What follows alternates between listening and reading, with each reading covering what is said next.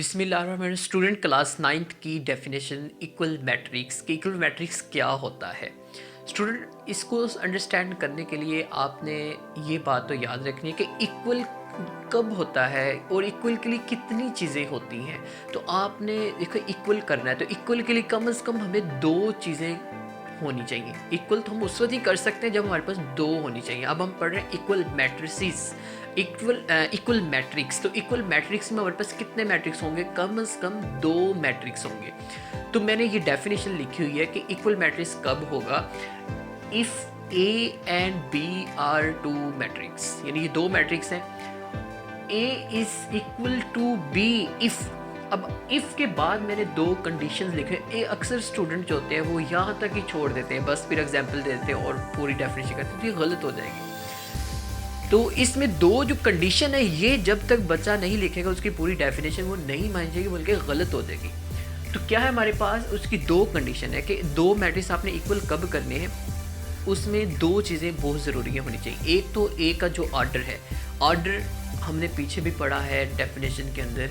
Order का formula होता है m/n, यानी उसके अंदर रो और कॉलम वो, और दूसरी तरफ क्या लिखा, ऑर्डर ऑफ बी, यानी वो दोनों मैट्रिक्स का जो ऑर्डर है वो सेम होने चाहिए।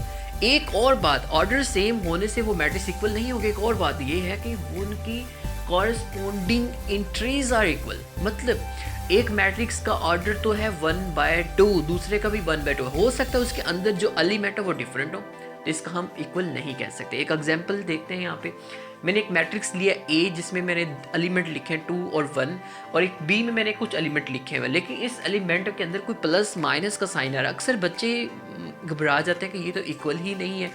एक बात बड़ी इंपॉर्टेंट है, वो ये है कि जब भी प्लस माइनस का साइन आए पहले आपने उस मैट्रिक्स को सॉल्व करना है। अगर हम इसको सॉल्व करें 1/1 तो यहाँ पे क्या बनेगा, 2 बनेगा, यानी यहाँ पे 2 है और यहाँ पे क्या है 1।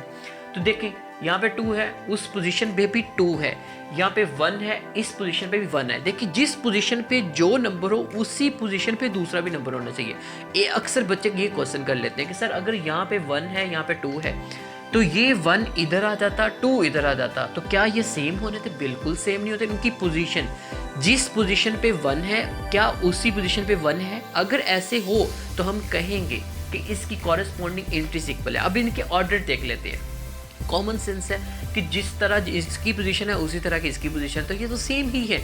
लेकिन देख लेते हैं, ऑर्डर ए का और ऑर्डर बी का सेम होना चाहिए। अब इसमें ऑर्डर कितना है, हमने ऑर्डर पढ़ा पहले रो फिर कॉलम। इसमें रो कितनी है 1, कॉलम कितने हैं, यहाँ पे कितने बोर्ड मार्कर ड्रा हो सकते हैं 2। तो इसमें क्या ऑर्डर है 1/2। तो इसका भी देख लेते हैं। सर कुछ बच्चे कहते हैं कि सर इधर बोर्ड मार्कर रखेंगे, इधर नहीं। बेटे जब प्लस या माइनस का साइन आता है तो आपने प्लस माइनस पहले कर लेना है, फिर उसकी रो और कॉलम चेक करनी है। तो अगर प्लस माइनस में चेक करूँ तो यहाँ पे क्या आएगा 2, तो अगर उसका देखूँ तो कॉलम क्या बनेगा, पहले रो देख लेते हैं। तो रो क्या बनेगी 1 और कॉलम उसका 1/1 प्लस करें तो कितना बनता है 1 + 1 करें तो कितना बनता है 2। तो कॉलम कितना है 1 और इस साइड में क्या आता है सेकंड कॉलम। तो इसमें टोटल कितने कॉलम है 2, रो कितनी है 1, तो इसका ऑर्डर भी क्या हुआ 1/2। तो दोनों का ऑर्डर 1/2। इसका मतलब ये है कि दोनों कंडीशन इन दोनों मैट्रिक्स ने सेटिस्फाई की है, तो ये क्या हुआ है दोनों इक्वल होंगे।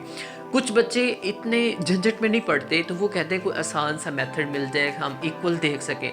तो आसान सा ट्रिक ये है कि आप उसकी पोजीशन चेक करें कि उसकी कितनी, यानी कि उसके पास कितने नंबर हैं और इसके पास कितने नंबर हैं। अगर दोनों के नंबर सेम हो और उसी पोजीशन पे वही नंबर हो तो वो मैट्रिक्स इक्वल होगा। तो इसमें ऑर्डर में पढ़ना, रो में पढ़ना, तो वो आपको फिर देखने की कोई ज़रूरत नहीं है। शुक्रिया।